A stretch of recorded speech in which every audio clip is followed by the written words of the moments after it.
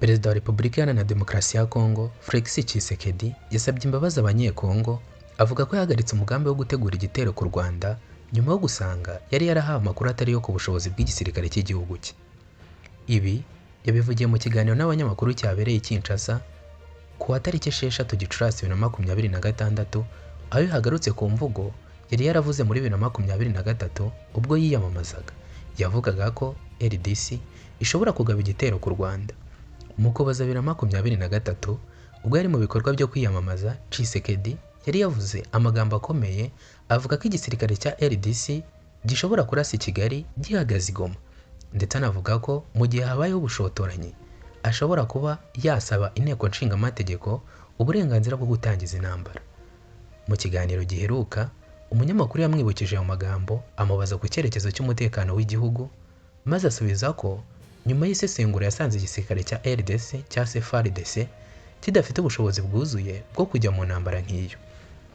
Yavuze ko yasanze hari ibibazo bikomeye birimo kubura ibikoresho, amasasu, imyambaro ndetse n'icengezamatwara ry'imbere mu ngabo, bigatuma igihugu kidashobora kwihuta cyangwa se kwihutira kujya mu ntambara.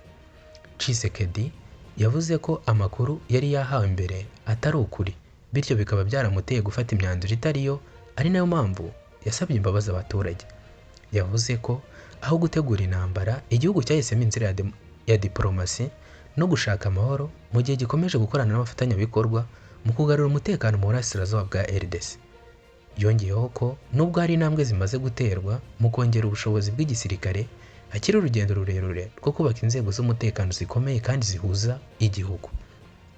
Iyi mvuga nshya ya Perezida Antoine Felix Tshisekedi ifatwa nk'impinduka ikomeye mu buryo ubuyobozi bwa RDC bujyana na politiki y'umutekano n'umubano n'akarere.